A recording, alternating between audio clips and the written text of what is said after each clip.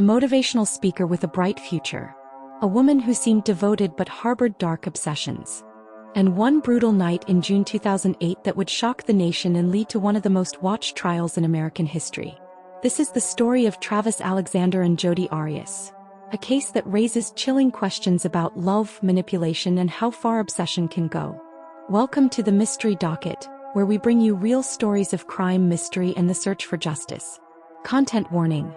This case involves discussions of domestic violence, graphic violence, and disturbing behavior. Viewer discretion is advised. Travis Victor Alexander was born on July 28, 1977, in Riverside, California. His childhood wasn't easy. Travis and his siblings grew up in difficult circumstances, with parents who struggled with addiction. Despite these challenges, Travis emerged as someone determined to break the cycle and create a better life. As a young man, Travis converted to the Church of Jesus Christ of Latter-day Saints, a decision that would profoundly shape his values and direction. Those who knew him described Travis as charismatic, ambitious, and deeply spiritual. He had an infectious energy that drew people to him, the kind of person who could light up a room just by walking into it. By his late 20s, Travis had built a successful career as a motivational speaker and salesman for prepaid legal services. He lived in Mesa, Arizona, in a home he was proud to own.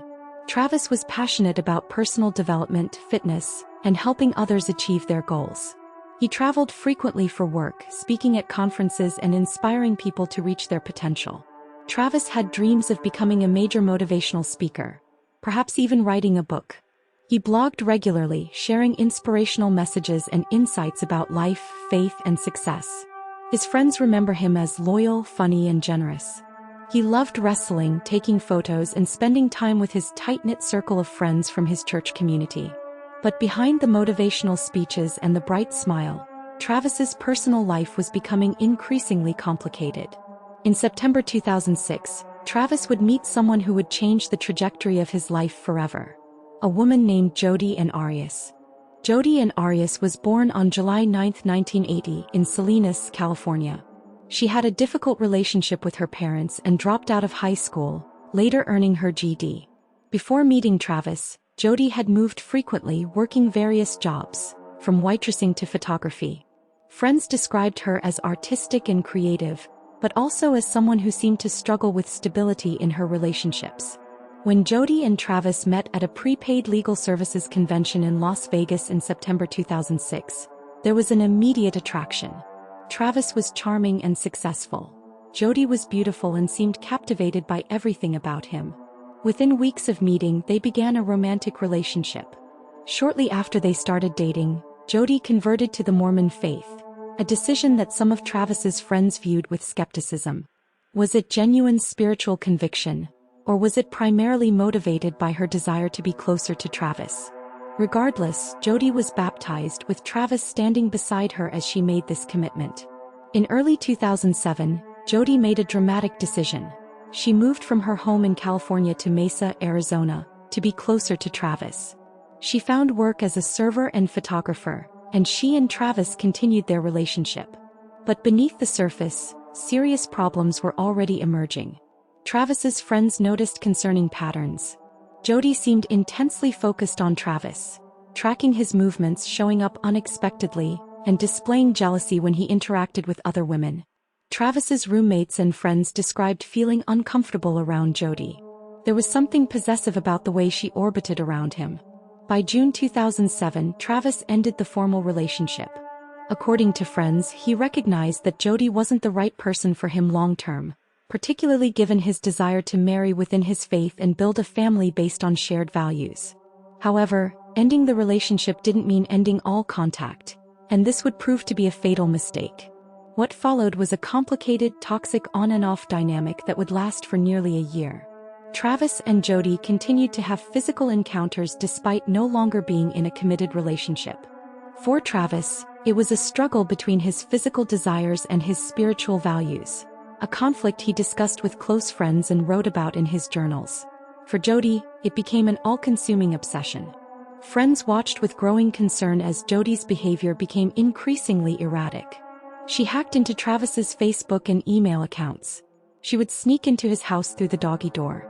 She sent anonymous threatening messages to women Travis was interested in dating.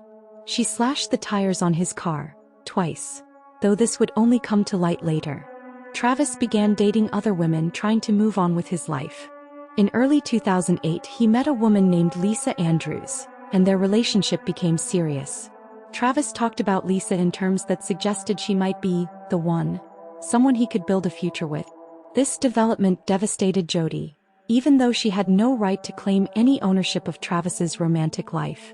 Meanwhile, Jodi had moved back to California in 2008, supposedly to put distance between herself and Travis. She moved in with her grandparents in Yreka, a small town in Northern California, and worked at a Mexican restaurant. To Travis's friends it seemed like maybe Jodi was finally moving on. But the distance was only physical. Jodi maintained constant contact with Travis through phone calls, text messages and emails. The communication between them revealed a deeply unhealthy dynamic. Intimate one moment, hostile the next. Travis's private journals and messages to friends showed his growing frustration. He called Jodi evil, and the worst thing that ever happened to me in messages to friends. Yet he continued to engage with her, unable or unwilling to make the clean break that might have saved his life.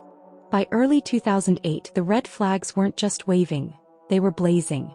Travis's friends and roommates witnessed Jodi's increasingly disturbing behavior, though they wouldn't understand its full significance until it was too late. Travis had begun expressing real fear about Jodi. In January 2008, a close friend of Travis's received death threats that appeared to come from Jodi, though she denied it. Travis told friends that Jodi had been stalking him, following him to watch him with other women, and behaving in ways that genuinely frightened him. In February 2008 there was the first tire slashing incident. Travis had his suspicions about who was responsible, but he didn't report it to police. Then in April 2008 it happened again. 2 tires slashed on his car and 2 tires slashed on the car of the woman he was seeing. The pattern was clear to those around Travis. Jodi couldn't let go.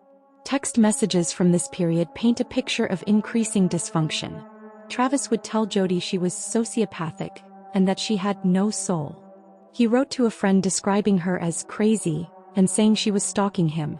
Yet despite these strong words, Travis continued to communicate with Jodi, and they continued to have intimate encounters when she visited Arizona. Friends urged Travis to cut off all contact with Jodi completely. But Travis struggled with this decision. Perhaps he felt guilty about the physical relationship they'd maintained despite his religious values. Perhaps he didn't take the threat seriously enough. Perhaps he believed he could manage the situation without it escalating further. Whatever his reasoning, Travis didn't take the definitive steps that might have protected him. In May 2008, Travis had plans to take a trip to Cancun, Mexico with another woman, someone he was dating seriously.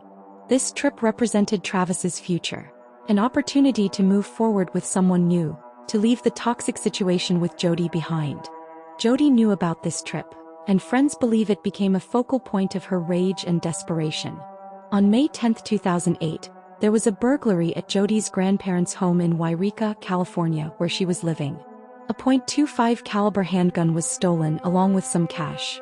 Jodi reported the burglary to police, claiming someone had broken in through an unlocked door. There was no forced entry, nothing else of significant value was taken, and Jodi's expensive camera equipment remained untouched. The stolen gun was never recovered. This detail would become crucial later, but at the time it seemed like just another random crime. Looking back, investigators and prosecutors would argue this was no random burglary at all. It was Jodi staging a theft to obtain a weapon while creating plausible deniability. Throughout May, Travis and Jodi continued to communicate, though Travis was also actively dating other women and preparing for his Cancun trip in June. Phone records would later show that Jodi and Travis spoke frequently, sometimes for hours at a time. The nature of these conversations ranged from intimate to hostile, reflecting the toxic push and pull that had characterized their relationship for nearly 2 years. On June 2, 2008, Travis and Jodi had an extended phone conversation that included phone sex, a conversation that Jodi recorded without Travis's knowledge or consent. This recording would later be used in court by Jodi's defense team in their attempt to paint Travis as sexually manipulative. But to those who knew Travis, It was simply more evidence of the unhealthy dynamic he couldn't seem to escape. What no one knew, what Travis himself didn't know, was that Jodi was already making plans. She was preparing for a trip that would end in unimaginable violence.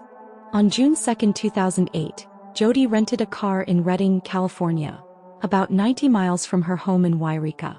This detail alone would later raise questions. Why drive 90 miles to rent a car when there were rental agencies closer to home? Jodi specifically requested a white car but was given a red Ford Focus. She would later claim this detail was important to her because she preferred less conspicuous colors. Jodi told friends and family she was driving to visit Ryan Burns, a man she'd been seeing casually who lived in West Jordan, Utah. Ryan was expecting her to arrive on June 4 for a prepaid legal services event. What Jodi didn't tell anyone was that her route to Utah would take her hundreds of miles out of the way, directly through Mesa, Arizona, where Travis Alexander lived. Before leaving on her trip, Jodi did something unusual. She turned off her cell phone. She filled up gas cans and purchased gas at various stations, paying cash, not credit cards that would leave an electronic trail. She made sure to keep her car's gas tank full enough that she wouldn't need to stop at gas stations in Arizona, where her presence might be recorded on surveillance cameras. Late on June 3, 2008, or in the very early hours of June 4, 2008, Jodi arrived at Travis's house in Mesa. Travis's roommates were home, but they didn't know Jodi was there. She and Travis spent time together, talking, being intimate, taking photographs. Around 1:40 p.m. on June 4, Travis and Jodi took explicit photos of each other, time-stamped by Travis's new camera. Shortly after 5 p.m. that day, Travis was in his shower. Jodi was taking photos of him, photos that Travis appeared to be posing for willingly. At 5:29 p.m., there's a photo of Travis alive in the shower, water streaming down his body, looking directly at the camera.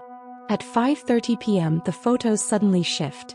There's an accidental photo of the ceiling. The camera appears to have been dropped or tossed.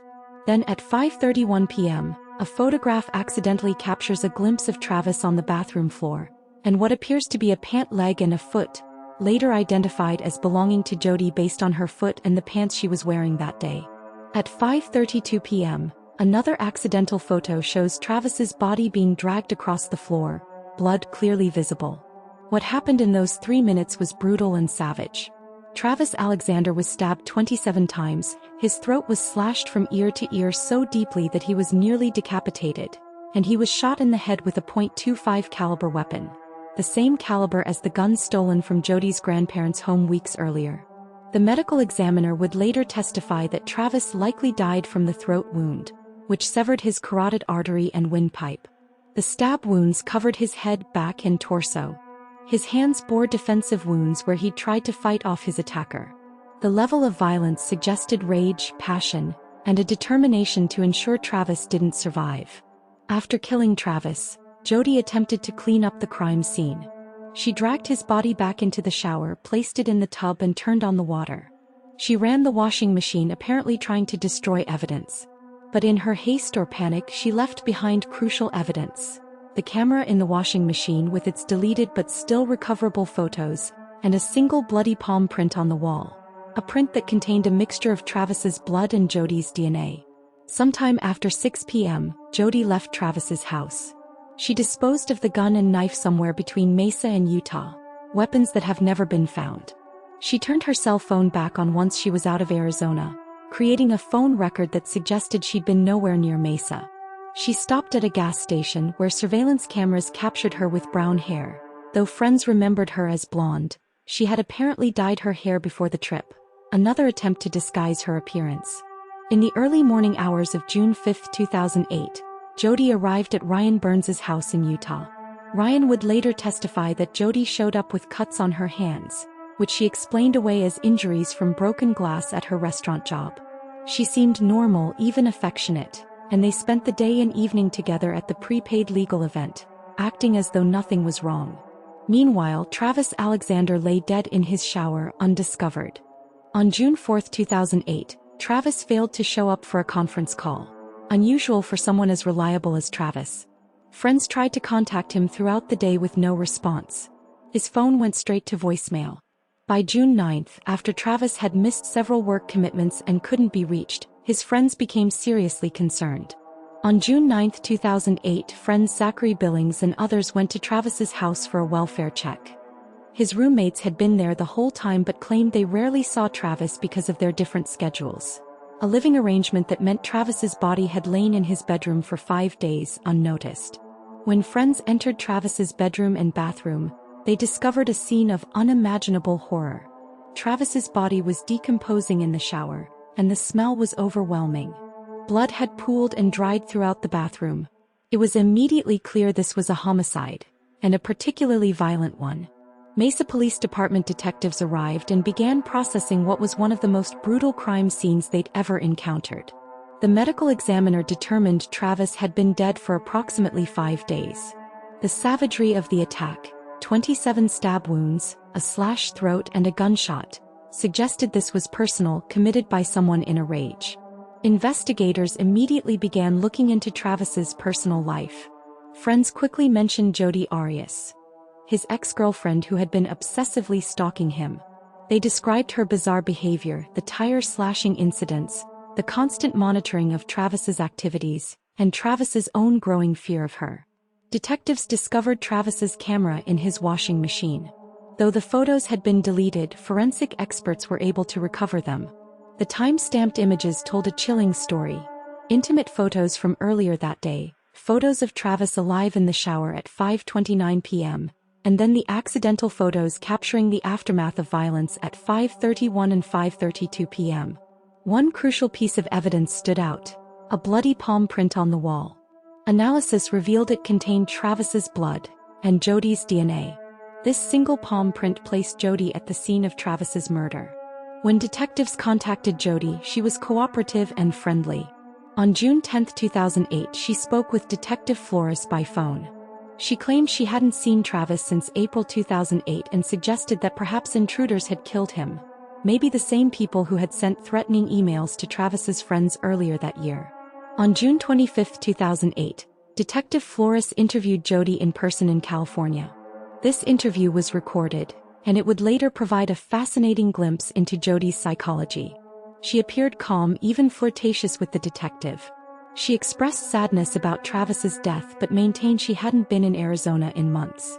When confronted with evidence, the camera photos, the timeline, the palm print, Jodi didn't break down or confess. Instead, she maintained her story, offering increasingly implausible explanations. She suggested the photos might have been from an earlier visit.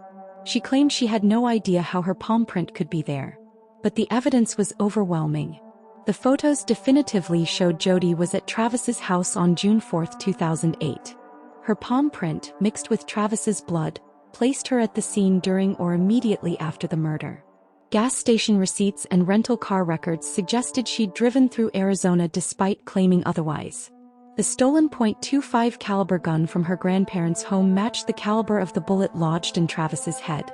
On July 9, 2008, Jodi's 28th birthday, detectives arrested her at her grandparents' home in Yreka, California. She was charged with first-degree murder. Police believed this was a premeditated killing. Jodi had stolen a gun, rented a car, disguised her appearance, turned off her phone, and driven hundreds of miles to murder Travis Alexander. What happened next would captivate the nation.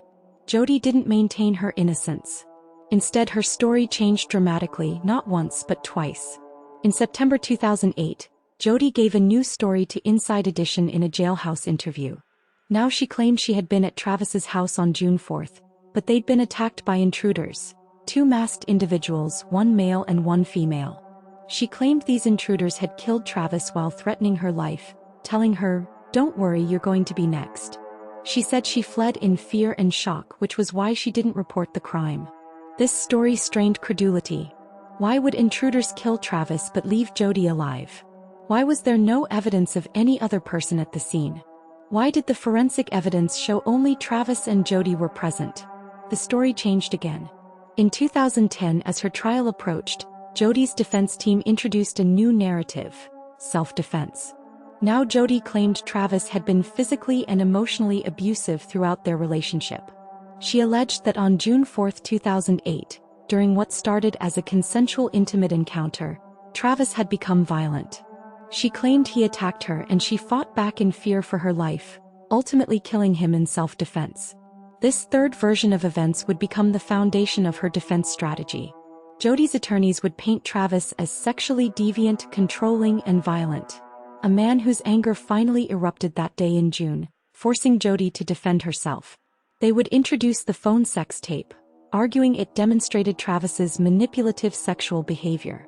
To those who knew Travis, this portrayal was both infuriating and completely inconsistent with the man they loved. Yes, Travis and Jodi had maintained an unhealthy sexual relationship despite his religious values, something Travis himself felt guilty about. But abusive? Violent?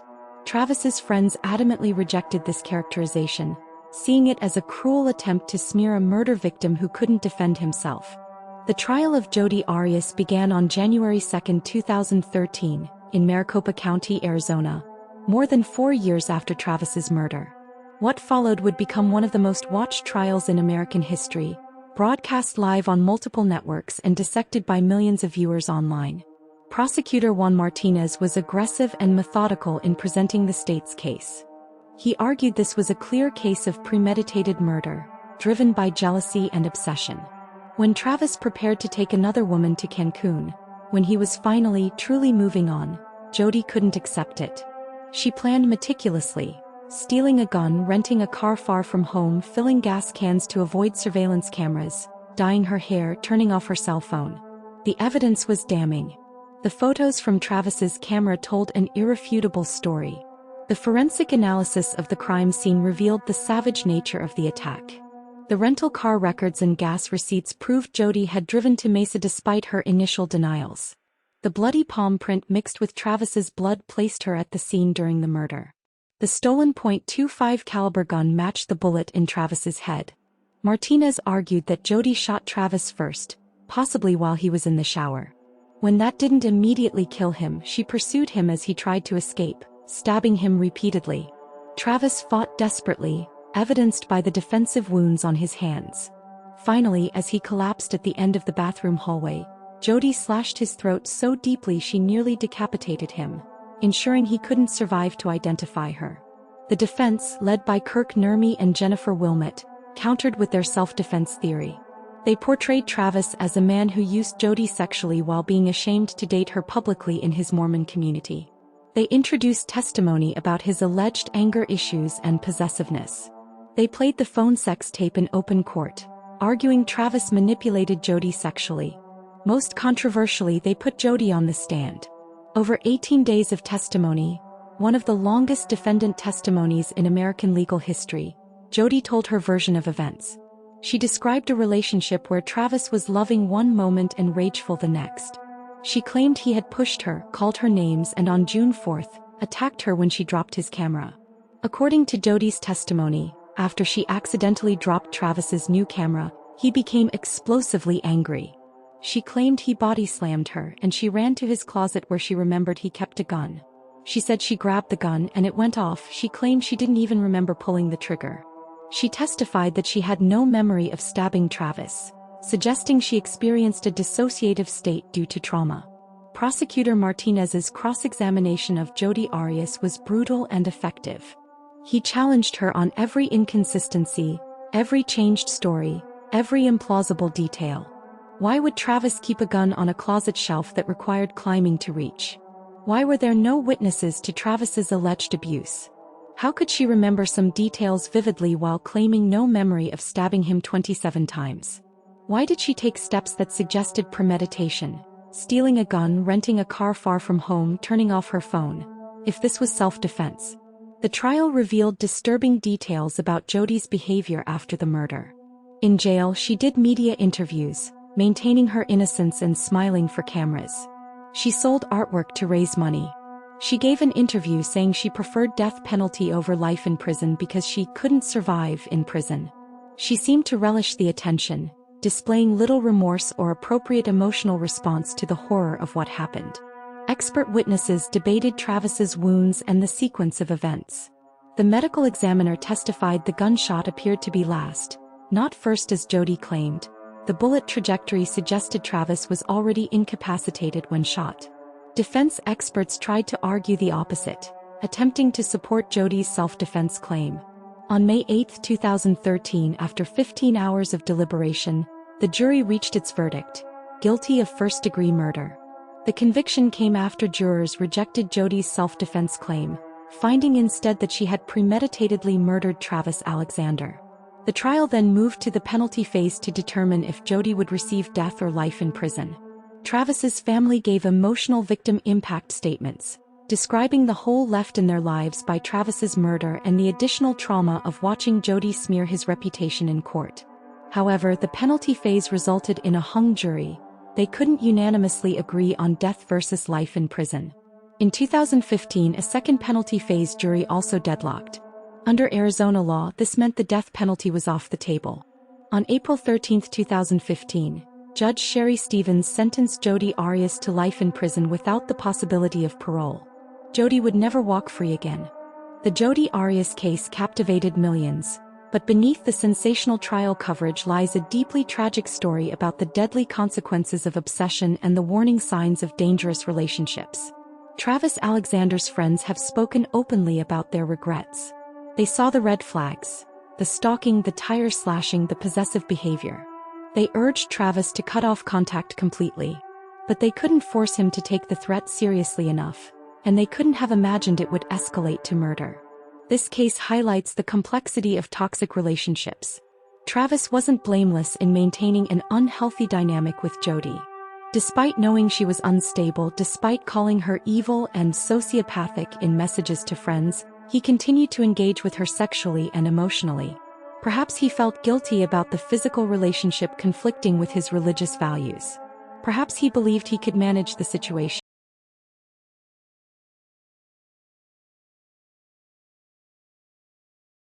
Blaming the victim.